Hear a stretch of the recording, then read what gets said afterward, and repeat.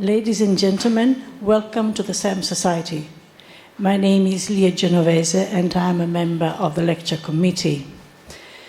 I also extend a warm welcome to another expert in matters of heritage, culture and conservation, Mr. Jing Feng, head of the culture unit at UNESCO in Bangkok. Welcome, Mr. Jing.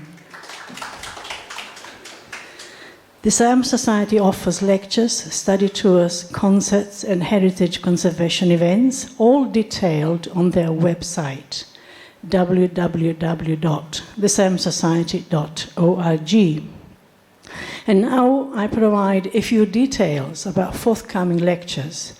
On Thursday, the 6th of June, Angkor Vihara Project, Mapping and Excavation by Andrew Harris.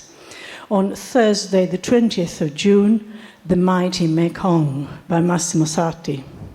On Thursday, the 27th of June, Cultural Developments on the Kola Plateau by Hunter Watson. This is a special event on Saturday, 29th of June. There's going to be a presentation, and it will be in Thai, starting at 2 p.m. in the auditorium, that's the big building next door, about some very old Thai maps. This presentation is by a renowned Thai scholar, Thongchai Vinichakul, who doesn't know him, Emeritus Professor of History at the University of Wisconsin-Madison and visiting professor at Priti Banomyong International College, Thammasat University. Now we are back here in this building on the 4th of July, Thursday, New Chinese Migrants and Sino-Thai Corporate Cooperation by Sivarin Leppusit. On Thursday, the 11th of July, Buddhist Landscapes, Art and Archaeology of the Kalat Plateau by Stephen Murphy. And on Thursday, the 18th of July, British Plans for the Upper Siamese Malay Peninsula, 19th century by Christopher Joel. Now, this year is the 120th anniversary of the SAM Society's foundation, and events are planned throughout the year, so please stay tuned and go to our website. Tonight's speaker is Mr. Etienne Clément, who will share his expertise acquired during 3 decades as a UNESCO staff member, contributing to the development of international conventions for the protection of cultural heritage, such as armed conflict, illicit traffic, underwater, and world heritage. And now to tonight's topic. At May 2024, there are 1,199 properties inscribed on UNESCO's World Heritage List. I will say very little because I'm not the expert, but Mr. Clément, so you will hear a lot from him tonight. This is a prestigious accolade that requires time, effort, and expenses. 56 of these properties are on the list of World Heritage in Danger, in accordance with Article 114 of the 1972 Convention concerning the protection of the world cultural and natural heritage. Here in ASEAN, among the 10 countries, 45 sites are on the World Heritage List, and fortunately, I should say, only one of those is on the in danger list. Ajahn Clément Etienne will tell us all about it. Ajahn Etienne's presentation will last around 45 minutes, and there will be a Q&A afterwards. Ladies and gentlemen, please welcome Mr. Etienne Clément.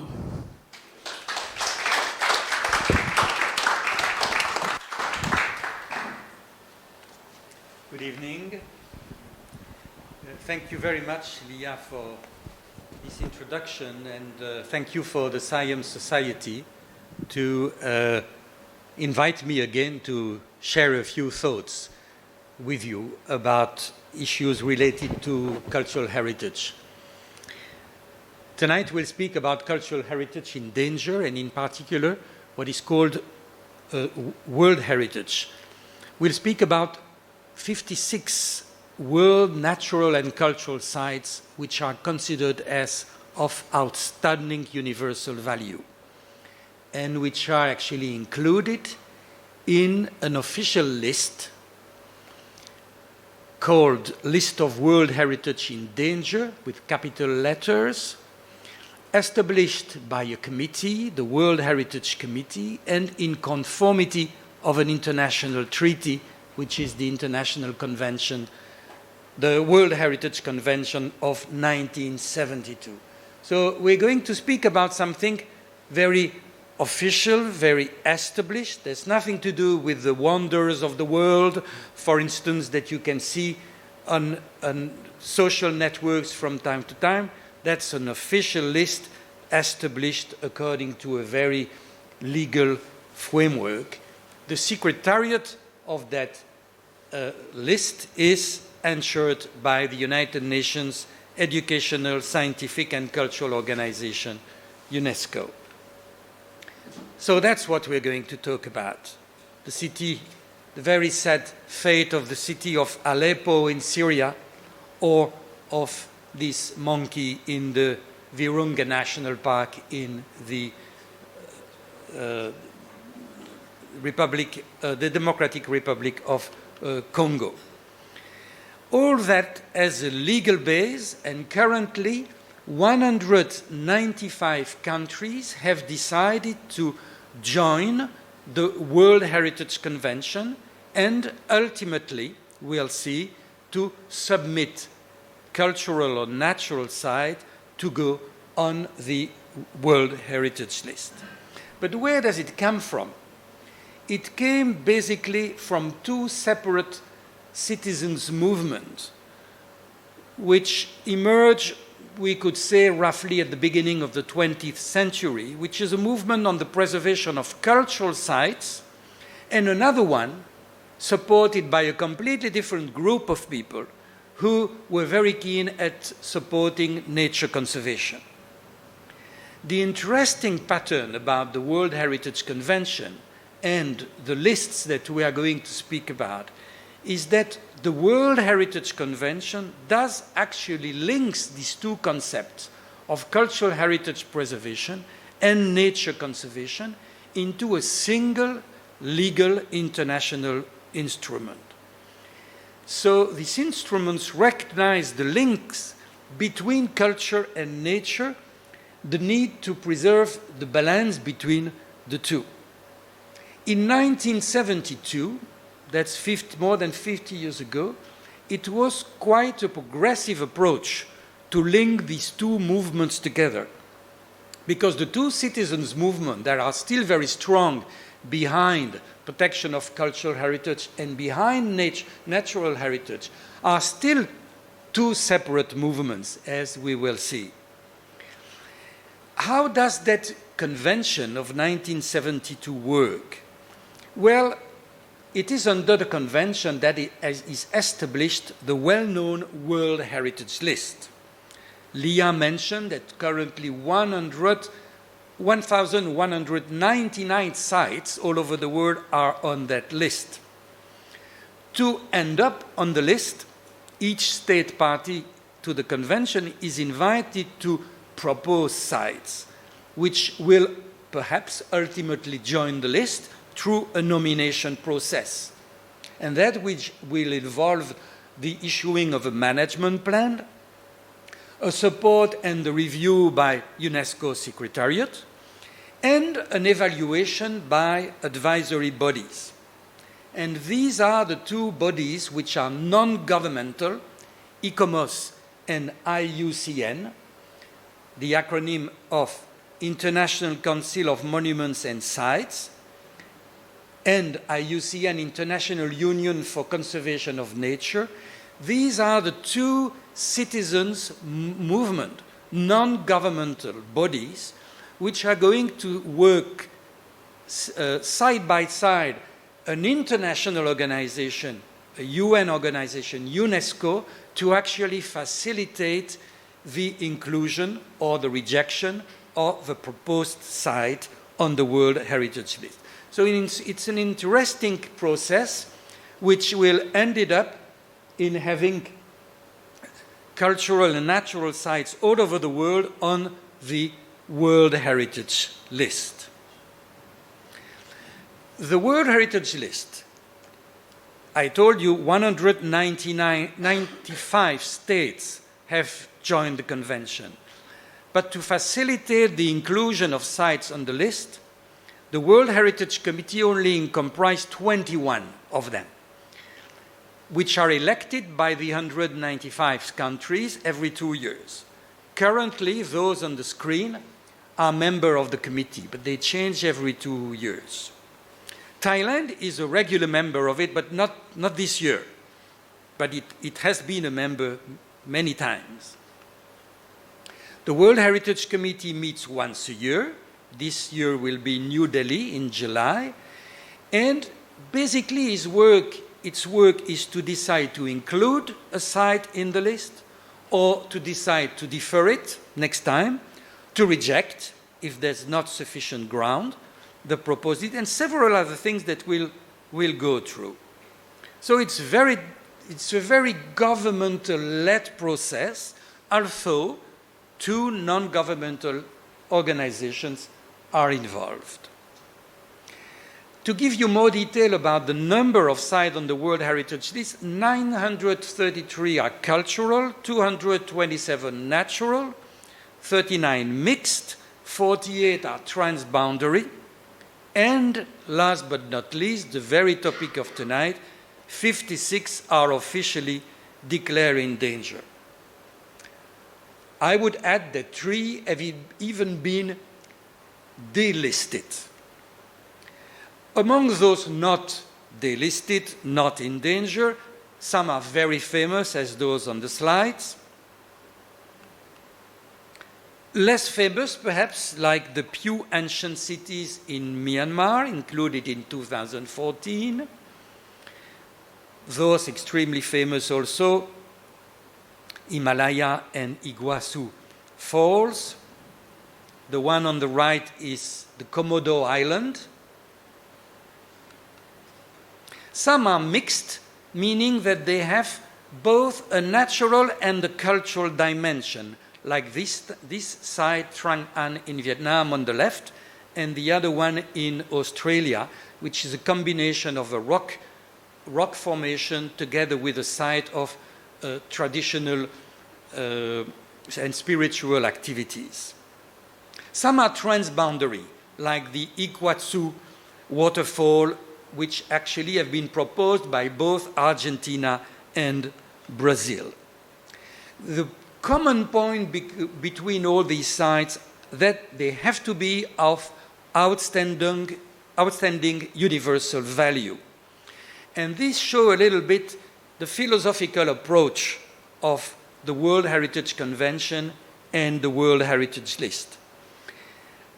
Their significance must be so exceptional that they transcend national boundaries. They should be of common importance for present and future generations of all humanity, and becoming a common heritage of all mankind. And therefore, it is our responsibility as citizens of humanity as to ensure the transmission to future generations. So it comes from a kind of very idealistic vision, which is directly inherited from the spirit that led to the creation of the UN and UNESCO after World War II. Another issue before going into the World Heritage, the list of World Heritage in danger, is to go into legal issues. Forgive me, I am a lawyer, so I'll bother you a little bit about legal issue, but who is responsible for the protection of these sites? Well, actually, it is the states on the territory of which the site is located. Thailand is responsible for Ayutthaya, for instance, or Sukhothai. And states have to report periodically to UNESCO on the state of conservation. But their sovereignty is limited because the World Heritage Committee, composed of other states, has a right to monitor. In addition, the sites benefit from international protection. It's that not only Thailand has the duty to protect Ayutthaya, but all the other 194 countries have committed legally and internationally to protect Ayutthaya. Now let's move to the list of World Heritage in danger. It is less known than the long list with 1,199 sites. But the sites themselves, which are on this list in danger, are unfortunately well known. You may remember, this is Palmyra in Syria, on the World Heritage List for quite some time, which has been destroyed about 10 years ago during the conflict. It was a trauma, not only for Syria, but because of the extremely famous character of Palmyra, it has shaken all those involved and militant for the cause of cultural heritage. Armed conflict is therefore one of the main threats affecting World Heritage. Another one is pillage, thefts and vandalism. On the left you can see Angkor, just after having been plundered during decades to feed in the art market, and which was in a state of very derelict state before restoration work. But also on the right slide, Palmyra, the same site after being destroyed, have been the object of destruction of bas-reliefs and sculpture, also to be sold and to feed the terrorist groups which controlled that part of Syria at that time. Natural disaster is another danger affecting cultural heritage. And you are all familiar with this picture taken in 2011, not far from Bangkok. Perhaps less familiar with the other one on the right, which shows the Kathmandu earthquake at about the same period. But a new threat, which is affecting more and more cultural heritage and natural heritage, but especially cultural heritage, is uncontrolled urban development, new constructions, public and private works, close or within the boundaries of protected area. Another one is mass tourism. I was add that this very famous World Heritage site is not affected by mass tourism, but mass tourism is an issue which for some countries which have not much resource to protect their site could actually also affect cultural heritage. Poaching is, of course, something that we have all heard about, is affecting heavily national parks, in particular in Africa. Now, among the 1,199 sites on the World Heritage List, 56 are on the list of World Heritage in danger by a decision of the World Heritage Committee. But the committee has to take the decision by a majority of 2/3. The purpose is to alert the international community, but more importantly, to encourage corrective action by the country which has the responsibility of protecting it. So when it is on the list, all the countries, 195 countries, have the duty to help the countries which now has to take corrective action. There's also some financial assistance which can be attributed. They are spread all over the world. Also, we are more lucky in Southeast Asia, there's only one in Sumatra. A few examples.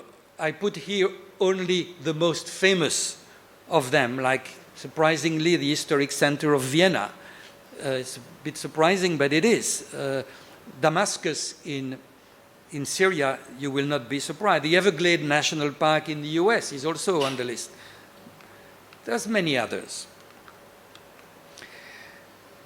The inclusion of the list is a complex project because the danger is it's not a fantasy from the committee or political reason that the committee will say, oh, I don't like the way they are conserving that site, let's put it on the list. No, there should be very strict criteria to be followed. The danger must be ascertained or potential, and there is a series of very strict conditions that the committee and criteria that the committee has to follow to ultimately decide to include a site on the list. I'm not going to read all of them, but you can pick up a few. For instance, in the case of cultural property, a danger is ascertained when, for instance, there are serious deterioration of architectural or town planning coherence. Basically, if you build a skyscraper just next to an ancient monument. Potential danger. This is mainly when there is a change of legislation, of conservation policy. Suddenly, a new policy for conservation is weaker than the previous one. The committee can consider that there's a potential danger when adopted, for instance, a more business-friendly policy in a city which is actually a cultural heritage site. The outbreak of a threat of armed conflict. There are signs that an armed conflict could eventually develop. This is something that can ring the bell among the members of the World Heritage Committee.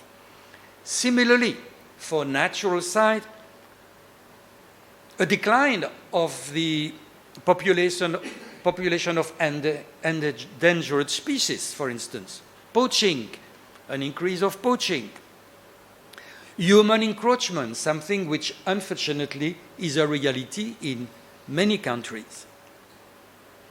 Potential danger for natural sites, similarly, the legal protection weakened or change or weakening of protection policy are considered as potential danger. Nevertheless, the World Heritage Committee has to take a decision of including a site on the list in danger only after considering a lot of weight and balance. They have to look at the normal evolution of the social, economic environment of the site. The World Heritage Committee cannot ignore, for instance, that a city which is on the World Heritage List also needs to have human activities, that its inhabitant needs to have income. So trade is a reality that needs to be taken into account. But this issue of balance has to be carefully considered. The committee also has to look, is it possible to correct what's happening? For instance, is it possible to eventually cancel major public works projects that could affect the integrity of a site? Can the legal status be improved or not?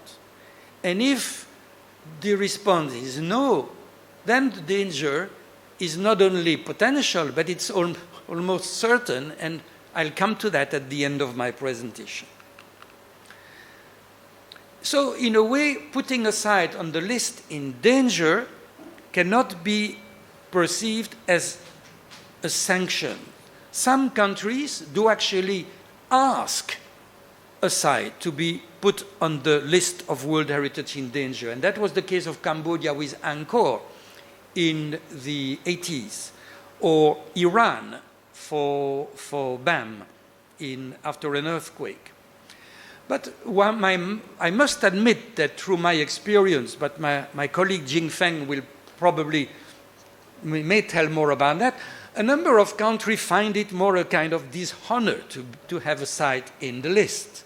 So they try to avoid to have a site being put on the list. Although the list is a kind of chance given to the country to take corrective action. Let's take a few examples. Classical example of the Iranian city of Bam. Wonderful site. If you've been to Iran and have seen that, it's a privilege because it's a fantastic place. It was included in the World Heritage List in 2003, before 2000, this one had been the effect of an earthquake, and unfortunately 26,000 people lost their life.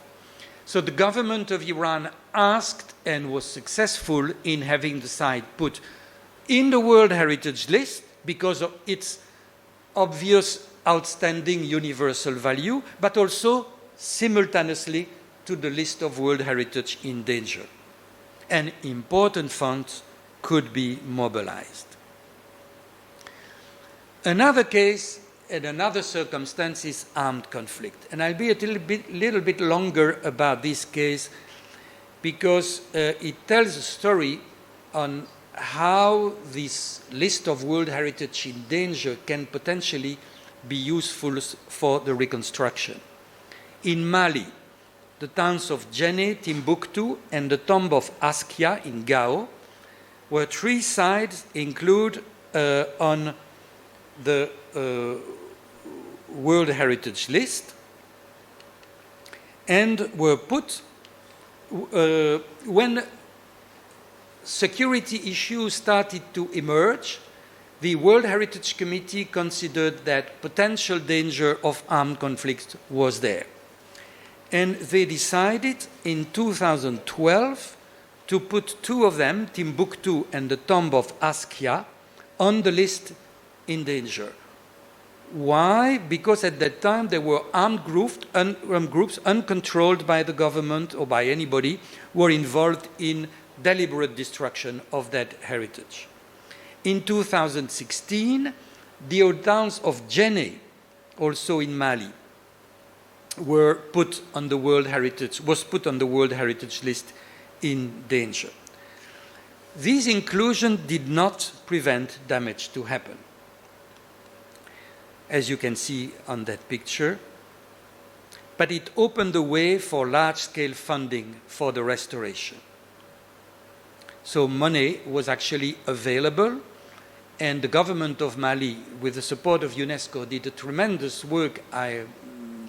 job, I must say, to have this site restored after the conflict. There are still conflicts in Mali, but for the time being, the sites are, let's say, under control.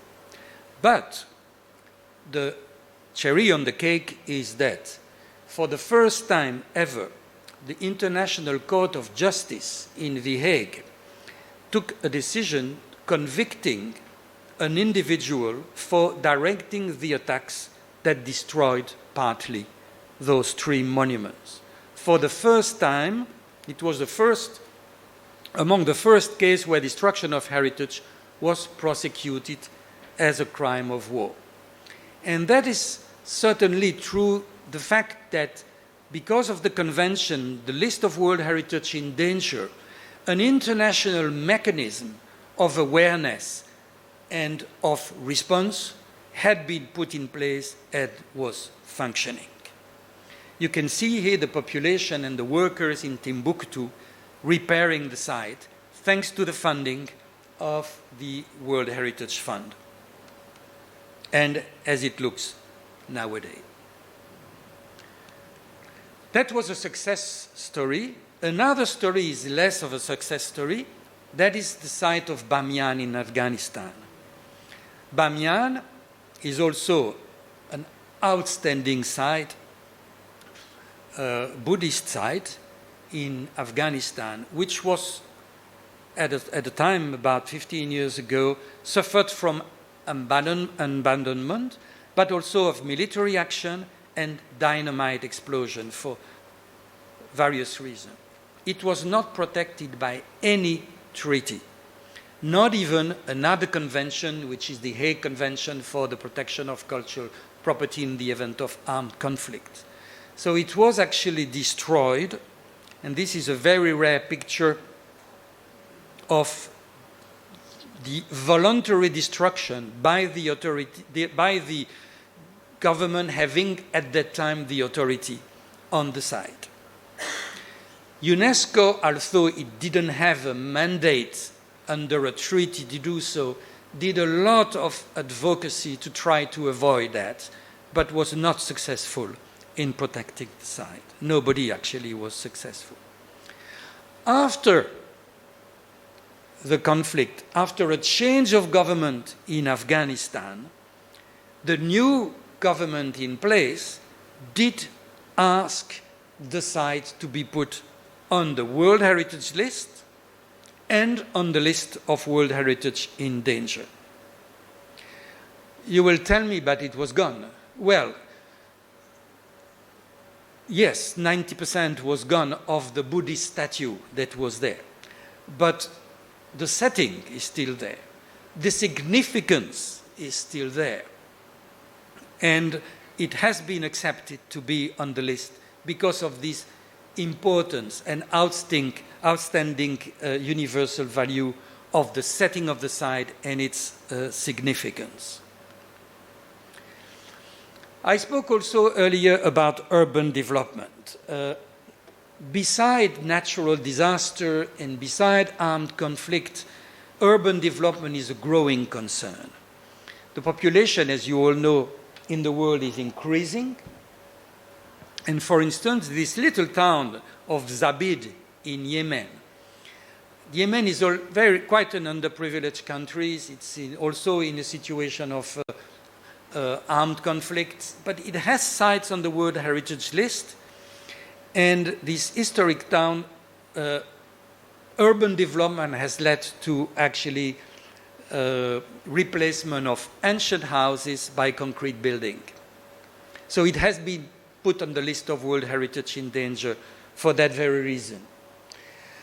My assessment is that it may happen in other parts of the world, especially when this balance between urban development and the need to provide with sufficient income for the local population and, on the other end, the protection of cultural heritage, when this balance cannot be met.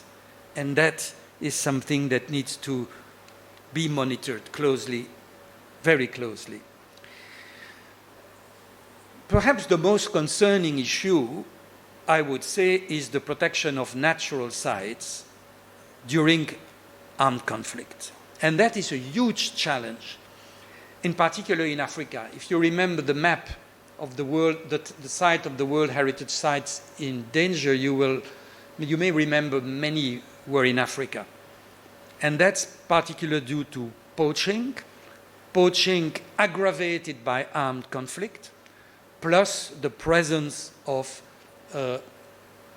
militaries and armies on protected zones. For instance, in the Democratic Republic of Congo, 5 national parks, Garamba, Kahuzi Biega, Salonga, Virunga, and the Okapi Wildlife Reserve have been put on the list of World Heritage in danger. I insist a little bit on that because currently there's not many signs of seeing this conflict being solved, and it's underway for decades. So an international campaign was launched in 1999 by UNESCO with conservation NGOs, not only IUCN but many others, especially to protect mountain gorilla, the northern white rhino, and the okapi, which live in these natural sites. 3.5 million emergency program was funded by UN and Belgium, but considerable resources are still needed. 50 million in 2004, that's not enough. So clearly that are sites for which being of the list of World Heritage in danger, whatever useful it can be to raise funds, is still not sufficient. Because we are close to Cambodia, and I'm sure many of you have visited Angkor, I'll also spend a few minutes on the case of Angkor, because that's a cultural site which suffered from multiple threats. It's first one of the largest archaeological sites in the world and situated in a small country, Cambodia. A Cambodia which was just out of decades of war in 1992 and still threatened by internal armed conflict.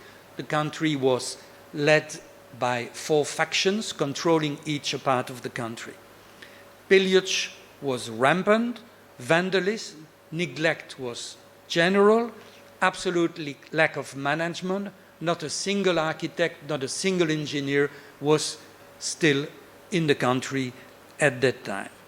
So there was, thanks to the personal commitment of King Norodom Sihanouk, which was then the president of the Supreme National Council of Cambodia, supervising the 4 rival factions, the World Heritage Committee decided to include Angkor in the list of World Heritage in danger. It was in 1992.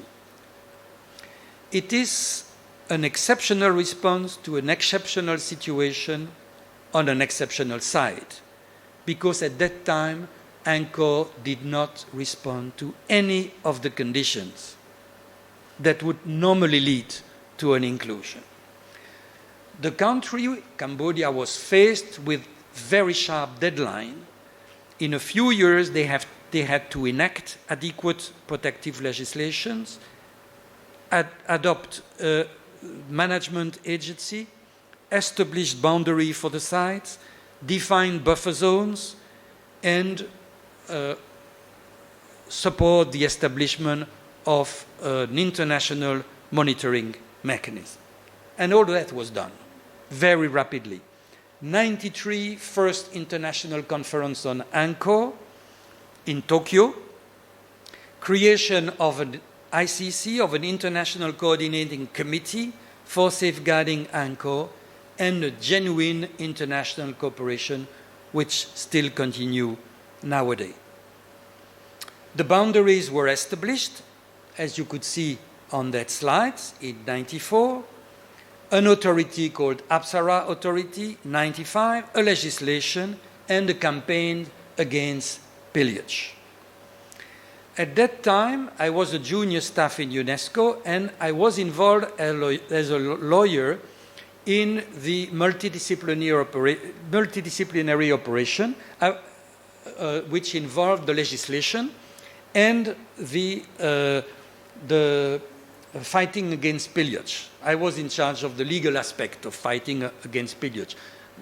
There were others involved in guarding the site or training the military or the police to protect. But the pillage continued until 2000, and nowadays the government of Cambodia is still trying to retrieve objects plundered up to the end of the 1990s.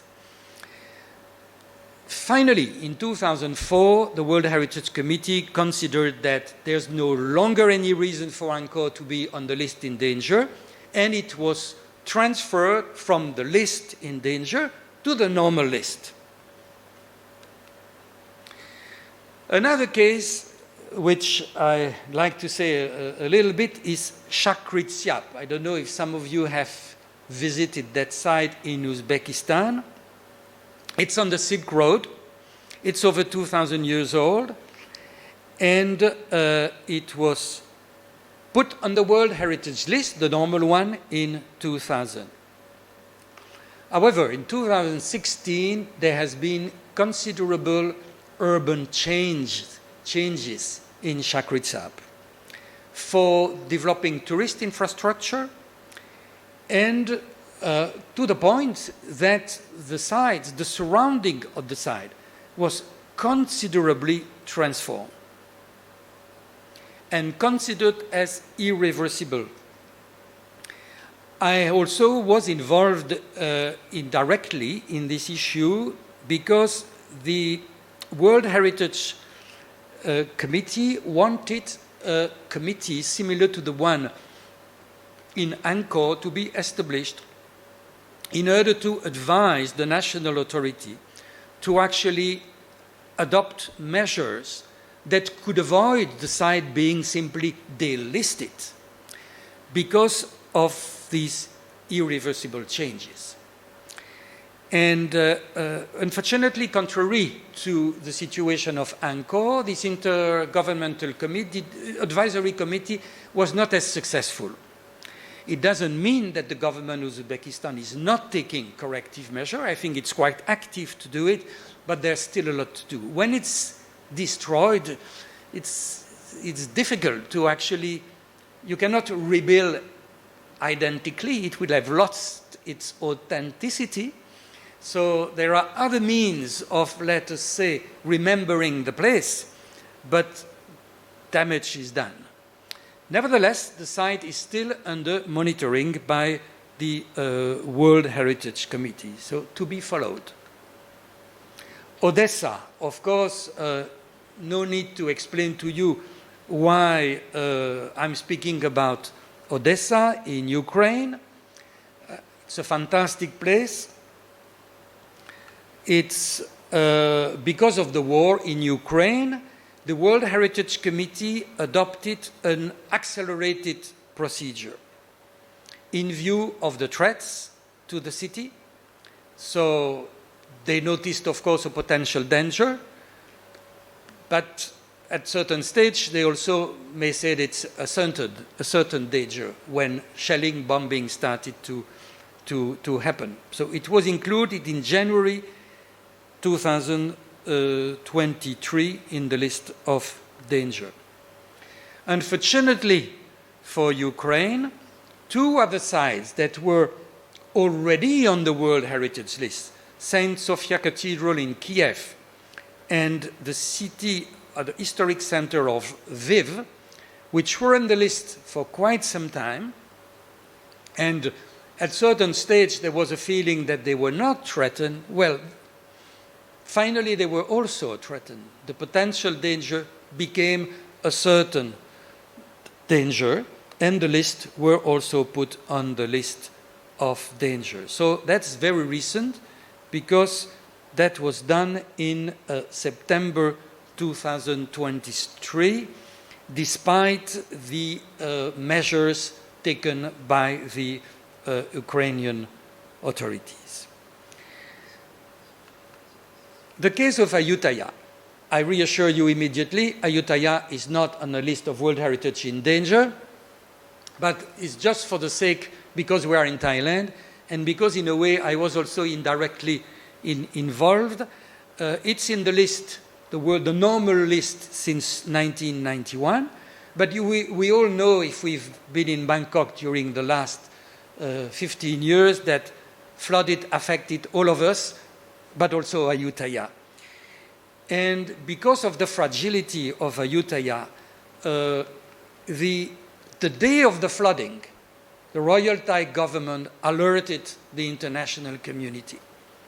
And this was, I think, a good practice and a good reaction, because a collaborative program could immediately be launched. Of course, the Finance Department being the lead agency, but with several sister agencies from the Netherlands, from Croatia, from the United States of America, supported the Thai experts, and including also some universities here in Bangkok, AIT and HAII did support. So it's, I would say, a quick response for a heavily threatened site, and I must say, in a way, a success story, because the worst has been avoided, fortunately. So it has never been included in the list of World Heritage in danger. Before the end of my speech, I will, because a prominent member of the Science Society did actually mention to me before my presentation about the case of Stonehenge in the UK. And indeed, Stonehenge, I'm sure you're all familiar with these famous stones, is in the list of World Heritage since 1986. But there is a plan to build a road tunnel under Stonehenge. And first, the World Heritage Committee had a very diplomatic approach, didn't really believe it would happen, but this year, in February 2024, a high court in the UK rejected a challenge against the plan. So the World Heritage Committee and UNESCO didn't like that, and we can say that we are moving to potential threat nowadays. There is indeed a risk that the site will be put on the list of World Heritage in danger if the perceived threat becomes an ascertained threat.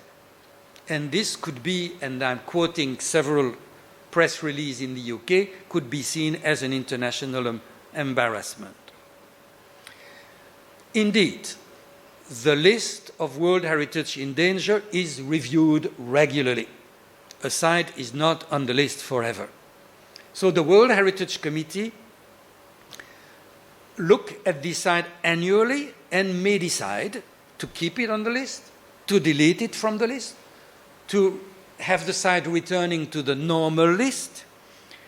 But it can also decide to delete the site from both the World Heritage List in danger and the World Heritage List.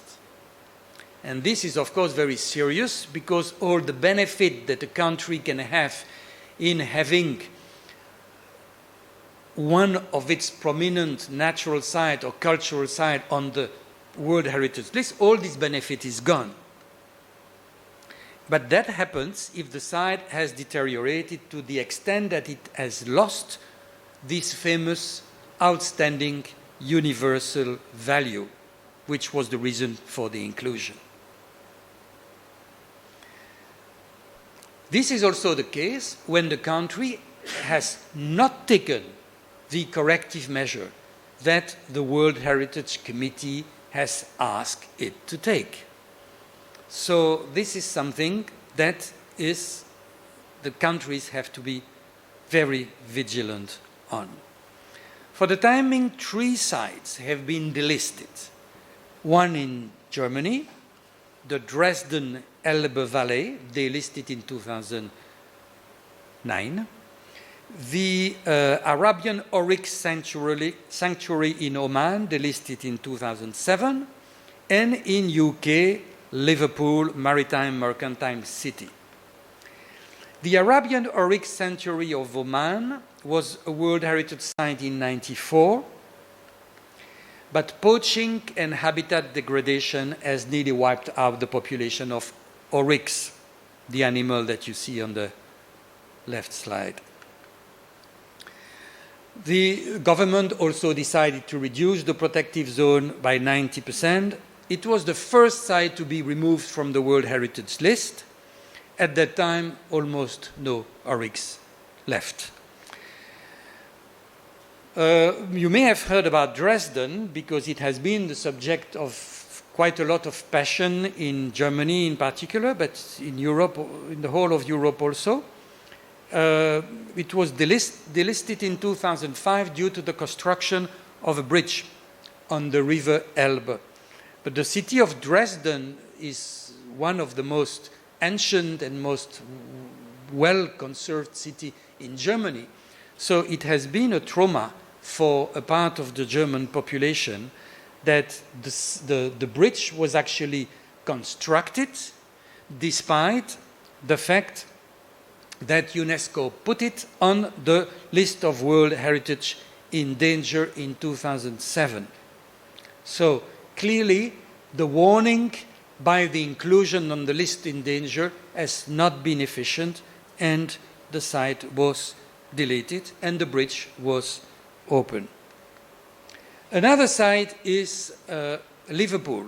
Not the whole city of Liverpool in UK, but 6 areas in Liverpool that are considered as bearing witness of the development of major trading center in the 18th and 19th century.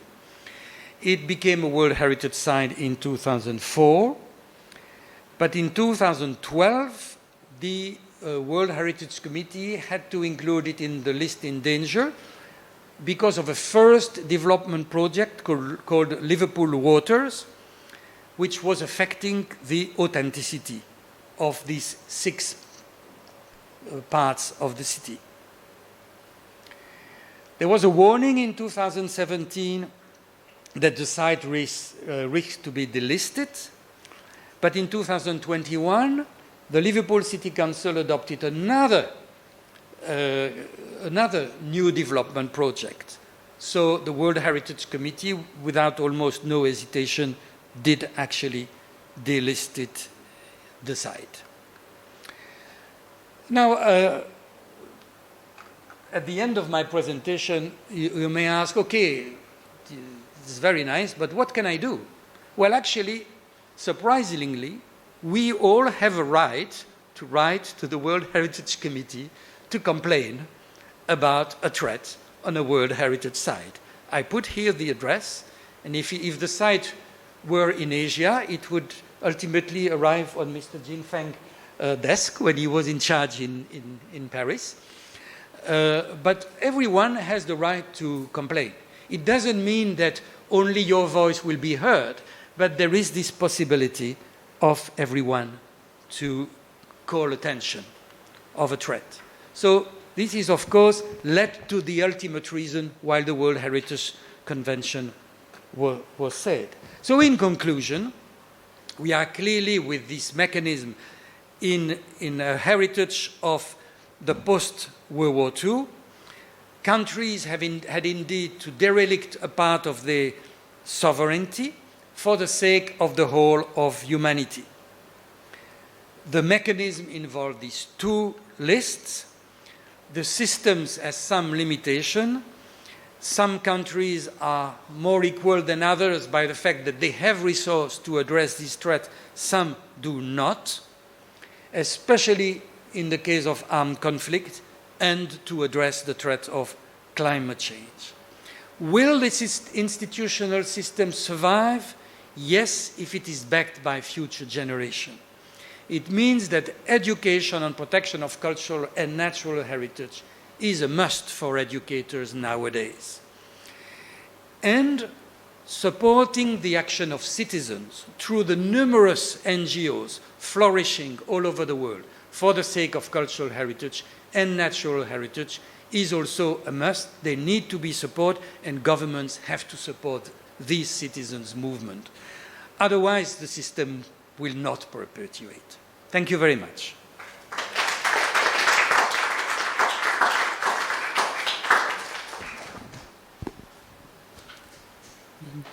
Thank you, Etienne. Now we have mics coming round, so please indicate if you would like to ask a question.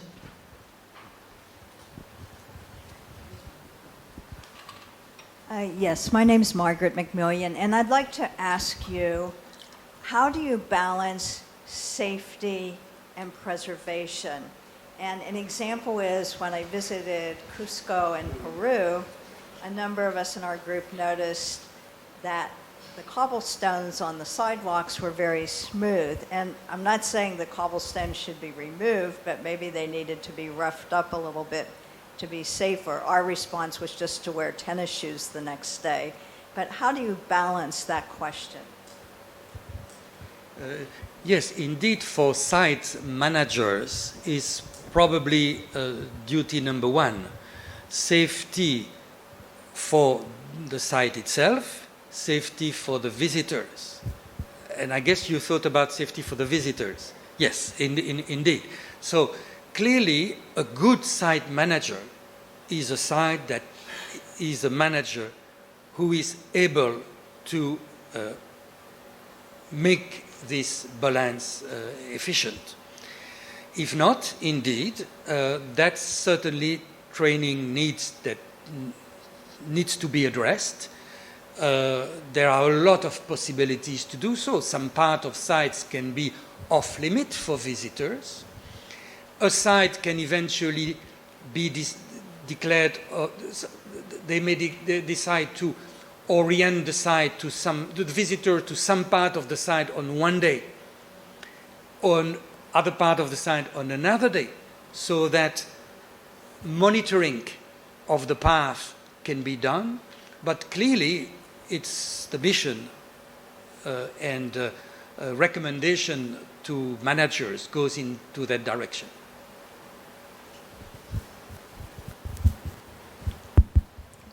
Good evening, Professor. My name is Imtiaz Muqbil. I'm a life member of the Siam Society. I'm also a journalist. I cover the travel and tourism industry in Thailand. I have two questions for you. One is on the issue of mass tourism. On the one hand, many of these heritage sites need the money from funding, from entrance fees and et cetera, to maintain, preserve, conserve the site. On the other hand, as you can see, many of them are becoming overwhelmed by what is known as over-tourism. Where do you see this going, particularly again going back to the issue of balance? How is it possible for many of these sites to preserve that delicate sensitivity of the sites and at the same time ensure that its preservation, the funding keeps flowing? And the second question related to that is, what is the policy on private donations from companies, multinational corporations towards this? Many companies now are take great pride in writing sustainability reports, but most of these sustainability reports focus on their environmental preservation, their carbon offsetting, their garbage reduction, their plastic, etc., etc. Is there an opening here for them to actually support some of these areas as part of their sustainability development and their ESG reports in the future? Thank you. Well, on mass tourism, yes, in fact, the challenge is even bigger than the challenge of safety, without diminishing that important one too. Yes, I'm not optimistic on mass tourism, I must say. And that's why I mentioned it at the end of my presentation when I listed the threats, because tourism is expanding. And although one had thought that during the COVID crisis it could have decreased, it's now developing again. And so it will require very imaginative solutions from sites manager and a lot of advocacy from sites manager to actually advocate towards other bodies within each countries, in particular to companies, private sectors who want to make money with World Heritage Sites. I'm sure a lot of difficult discussion must take place between site managers and hotel industry, airlines, and that's something that is also recommended by a number of decisions taken at the international level. I can speak about one side which I'm more familiar with, is Angkor, because Angkor is indeed faced by mass tourism. Some monuments in Angkor, the visit of some monuments becomes difficult, especially before COVID, and clearly I have noticed that sometimes the site managers were not able to cope with the number of tourists, and the sites started to show some signs of damage due to the number of visitors. They have to address it. How? It's mainly through discussion with other stakeholders, and I'm speaking about the tourism industry. So tourism industry should, at the level of each country, be involved, not only through the lens of generating income, but also making sure that what makes that income generated is sustainable. There's a lot of argument that one could develop, but the discussion must take place. What was the second question? On the private sector funding? The private. Of course, here I mentioned the mechanism under UNESCO. Indeed, if private company want to support UNESCO in, for instance, some of its projects on natural heritage, you mentioned they are very keen of showing an image close to conservation issues of natural. Why not on sites which are on the list in danger? I think I'm not keen of the latest UNESCO's stance on that, but I'm sure that attracting funding from donors to support what UNESCO is doing to support sustainability of national park is something that is most welcome. You would welcome it? Yes, of course, of course, of course. So, I mean, sorry, just to follow that up, that would mean that many of these parks would have signs of the company. That's to be discussed, of course. But yes, for each, when the private companies are involved, for instance, with UNESCO, indeed, when material are displayed or banners, there's often the logo. But the discussion takes place on how it will be displayed. For instance, you can have the logo of the ministry in charge of conservation, Ministry of Natural Resource, UNESCO, and then the private sector which actually supported it. How that is subject to the discussion. Sometimes be a difficult one, but it's part of the discussion. Everybody should get its benefit from it, ultimately. You're a lawyer, you know how difficult it is. Yeah. Who is first? This lady here. Thank you for a very informative presentation. It was very interesting that how the spirit was to balance nature, culture, as well as human activity.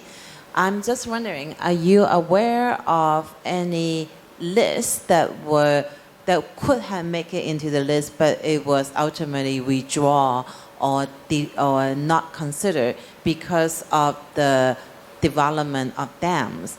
In Asia, there's a lot of hydropower. There's a lot of major, massive dams that were built. As I understand, there were like villages and ancient sites were removed and destroyed. Last week, I think here we have a speaker talk about in India that happened, and as we understand now that the Mekong River is affected by the dam building upstream, so there are human life and villages are being affected, and I understand there's some ancient sites around as well. Just wondering, is that something that's being considered, or? Thank you. Well, obviously, public works is an important issue, and indeed, there are several kinds of public works that, as you rightly mentioned, can affect cultural and natural heritage. Some directly, like, for instance, in Liverpool, you could say that urban development project within the city of Liverpool did actually lead to the consideration that the inscription on the World Heritage List has lost its significance. That's an extreme case. But there could be longer-term effects. When you mention a dam that could ultimately, perhaps years after, have effect on a natural or cultural site, yes, indeed, this is also something that needs to consider and which much more difficult. So the potential danger, which I mentioned at the beginning of my presentation, is more difficult to appraise in such a situation when you don't know yet exactly what will be these effects. So there are several degrees, but you're more than right to say that if a country has cultural and natural sites on the World Heritage List, the country at the top level must pay attention that public works will not affect the cultural heritage sites or natural heritage site, which the same government has asked to be included and protected. So difficult managerial issues at the top level. Yes, but that means that if the site is not on the list of UNESCO, UNESCO doesn't care. That's what you say. Let us say, if I had only 3 words to say, I probably would say that, but it's not exactly the case. Because UNESCO has a global mandate under its constitution, adopted in 1945, which says that all the countries which are member of UNESCO, commit themselves to protect cultural heritage. So basically, every site, for every cultural site or natural site, UNESCO has, let's say, a right to say something, but no, let us say, coercive action like under the convention. UNESCO can give an opinion.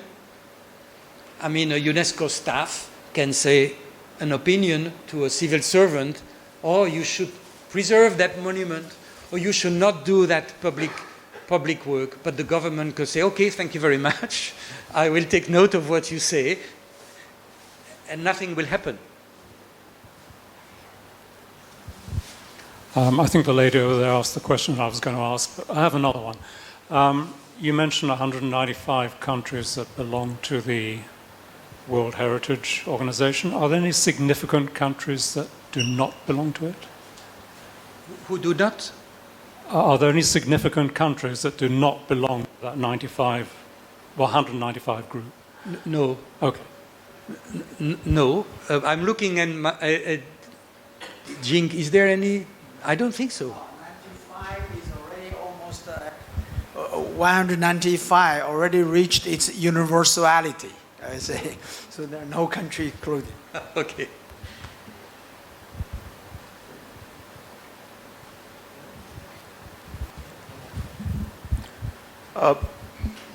Me again. Sorry, just one last question. You mentioned the city center of Vienna. Would you like to tell us a little bit more about what the problem is there? I must confess that I haven't studied that particular site, so I don't want to say stupid thing. Maybe Feng, you have any? You know about that? Yeah, okay. Good evening, everyone. Feng Jing, being former chief of Asia Pacific at the UNESCO World Heritage Center. Yeah, the question relating to the city center of Vienna, because like Etienne, my teacher already mentioned, every year the World Heritage Committee will be reviewing the state of conservation of the World Heritage Site. So the historical center of Vienna being one of the cases reviewed, the major issue was relating to the high-rise building proposed at the city center, which will be affecting the authenticity and integrity of this site. So the details can be found at the World Heritage Center webpage.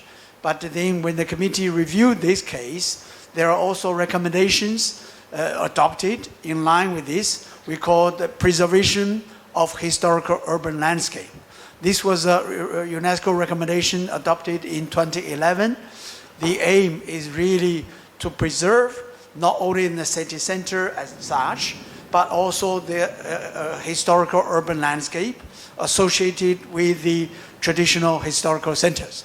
So Vienna was quite an identical case with high-rise buildings proposed in the city center. And then the World Heritage Committee asked for corrective measures. And then the Austrian authorities followed that. By using the case, UNESCO also launched a process for getting expert views on how to preserve the traditional historical centers. Yeah, I hope it helps. Thank you.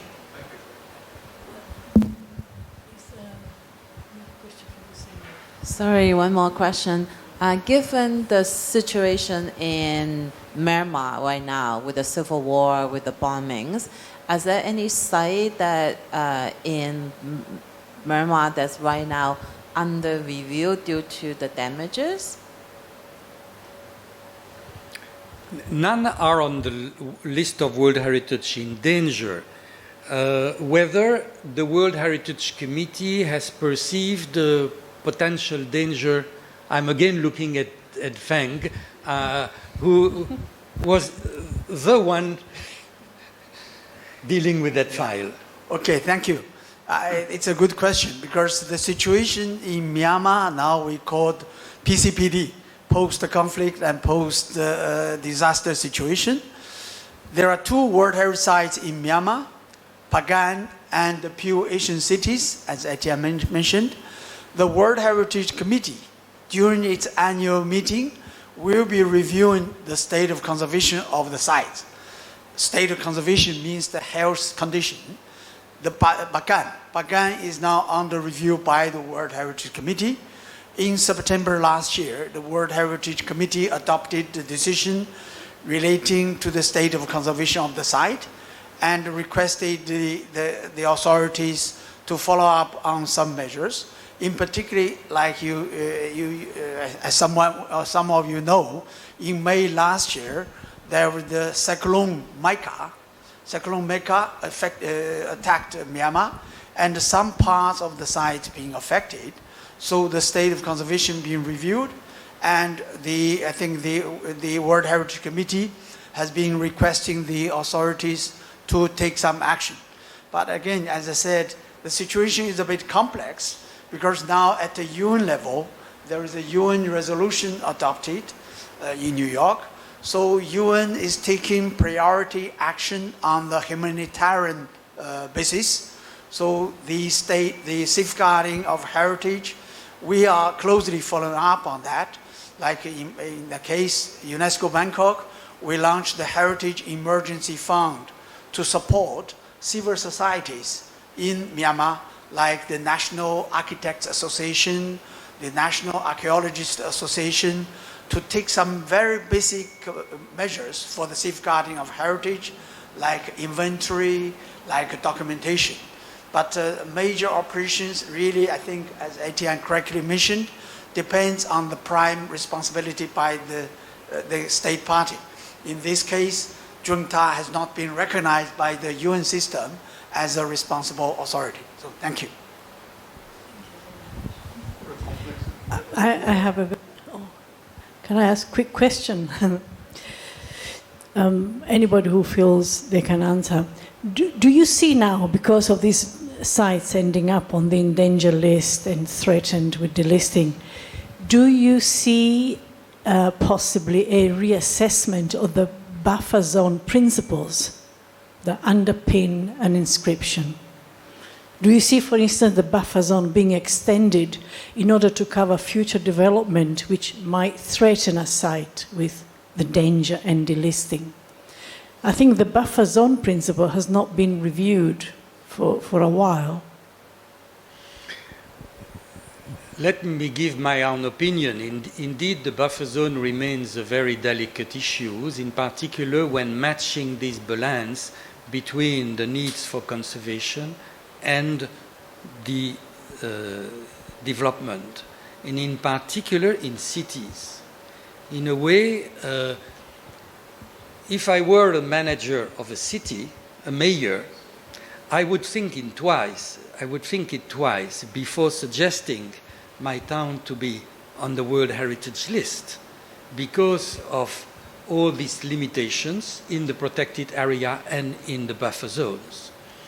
So, to my view, I think there's probably, especially when we speak about urban heritage, a more selective approach when looking at protected area. And this would not change the buffer zones. So, but perhaps being less ambitious when one considers including a town or an urban environment in the World Heritage List. For the buffer zone itself, I'm not sure there's currently a discussion on the provision, I'm sure not on the provision of the convention itself, perhaps on the guidelines. Is there a discussion, Feng, on the buffer zone?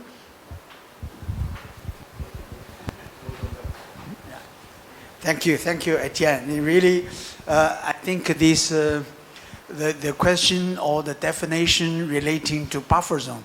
The meaning of buffer zone is really try to try to establish an additional layer for the protection of any monuments or sites or even the historical center.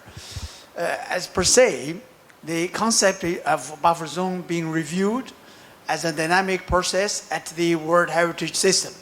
There was an expert meeting organized in Switzerland, and the recommendations of the expert also being reflected through the ICOMOS, the International Council on Monuments and Sites. So gradually, buffer zone or apart from the inscribed property, the protection of the wider sighting being accepted as a new, I call it a new trend at the international level. I think this need more adaptation in the Asian context, like in India. It's monuments, but traditionally it's only monument and the sites.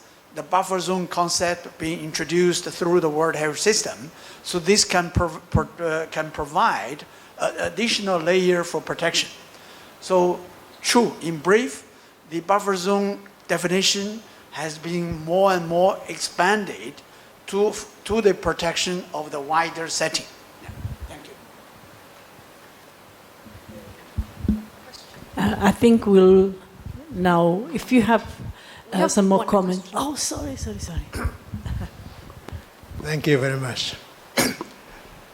You showed the threat from war in Odessa, in Ukraine, and in an ancient site in Syria, those two places. I think in Syria it's very tragic also. 500,000 people have been killed since 2011. Including the destruction of ancient city of Aleppo. My question is now related to the ongoing war in Gaza, in territory of Palestine, which is observer status in the United Nations.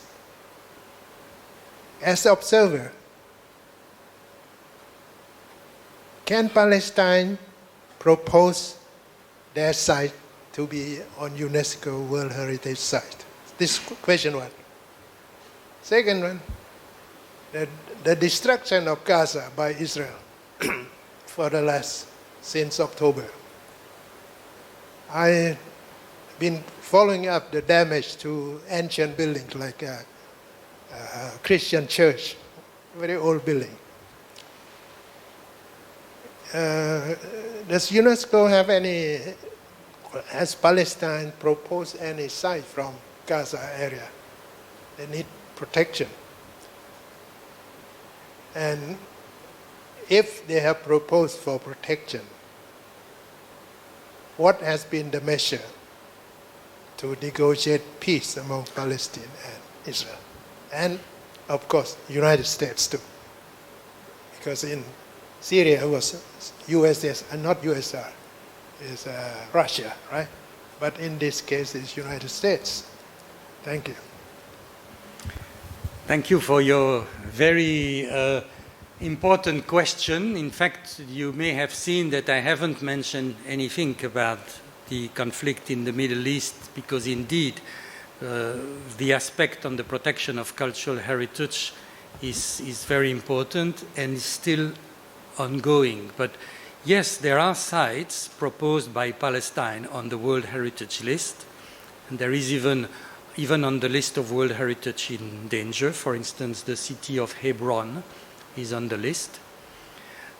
So yes, I'm aware, of course, that our colleagues in UNESCO are following the matter very closely and are in contact with what remains of the authorities in Gaza that are supposed to be in charge of the cultural heritage, and that is also valid for education. But it's an extremely difficult process. It's an ongoing process of daily relation through phone call, through email, to whoever can communicate, whatever equipment can be transmitted. But because at the time we are speaking, we are at the core of a very serious conflict, I cannot give detail on what they can actually do. Communication, yes, it's ongoing. I read recently a few communiques made by UNESCO on that. I can, of course, testify of previous conflicts when they were ongoing, and I can remember that during the conflict in Yugoslavia, for instance, all means of communication between UNESCO and the people there were used, even pidgin at that time, because there was no radio communication. So communication is on. I'm sure possibly transmission of equipment, if any, but clearly the stage of protecting the heritage will come when the conflict will evolve positively. That's all what I can tell you in 30 seconds. Sorry about that. I think now we will bring the Q&A to an end. And thank you very much for participating in this very lively Q&A. Thanks also to Mr. Jing Feng for assisting with the proceeding, and of course to Mr. Etienne Clément for sharing his vast knowledge with us tonight. Thank you.